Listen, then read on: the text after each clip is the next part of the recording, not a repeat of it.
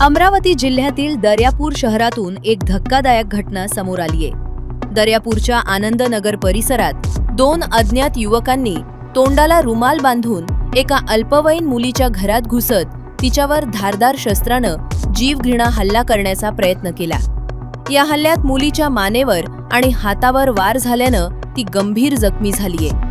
घटनेनंतर परिसरात मोठी खळबळ उडाली असून जखमी मुलीला उपचारासाठी उपजिल्हा रुग्णालयात दाखल करण्यात आले आहे। विशेष म्हणजे 2 दिवसापूर्वी याच परिसरात एका तरुणाची निर्घृण हत्या झाली होती। त्यामुळे आनंदनगर परिसरातील वाढत्या गुन्हेगारीमुळे कायदा व सुव्यवस्थेचा प्रश्न ऐरणीवर आलाय।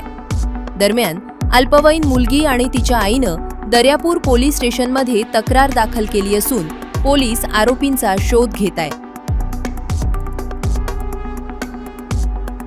म्हणजे काहीतरी 3 याचं होतं ते, त्यांनी असं दाबलं, ते असं लागलं नाही तर त्यांनी असं मारलं। किती कधीची गोष्ट आहे, काय घडलं नेमकं सांगतो? अर्धा 1 घंटा झाला तरी। हा नेमकं काय झालं? ते आतमध्ये मी अशी घरात चालली होती, ते मागून आले, पूर्ण तोंडाला बांधलं, तोंडाला बांधून इथं मारलं आणि इथं मारलं। किती जण होते ते? 2। तोंडाला बांधून? हो। घरी कोण कोण होतं तुझ्या? बहीण घरात होती, मामा बाथरूम मध्ये होते। बस ते मारून पळाले? हो। मी त्यांनी धक्का दिला आणि घरात गेली। घरात जाऊन मी पूर्ण लावून घेतले घर, आणि घर लावून ते चालले गेले। मग पोलीस स्टेशनला गेलते का तू? नाही, आईला फोन केलता, आई आली, मग आईनं घेऊन गेली। मग पोलीस स्टेशनला? हो। मग काय झालं, रिपोर्ट दिला का? हो। कोण होते, काय होते, ओळखीचे नाही?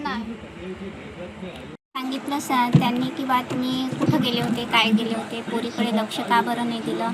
तर आम्ही म्हटलं सर आम्ही कामाला गेलो होतो, तिला बरंही नव्हतं, 2 जण आले होते सर तोंडाला बांधून, माझी पोरगी टॉयलेटला गेलेली होती आणि ती बाहेर येताना आलेली असूनही ते 2 जण आले, गेट उघडला आणि त्यांनी की नाही माझ्या पोरीच्या तोंडाला बांधून हात पकडून तिच्या गळ्याला आणि हाताला वार केला। कुठं झालं हे? घरी झालं का सगळं? ते झालं अंगणात। ते कोण होते 2 जण, काही माहित आहे? नाही सर, आमचं म्हणजे कोणासोबत भांडण तोंडण काहीच नाही सर, आम्ही गरीब लोक आहे, कोणाच्या लेनदेण्यातही राहत नाही, काहीच नाही सर। मग रिपोर्ट घेतला का पोलिसांनी? हो, लिहून घेतला सर। लिहून घेतला? हो।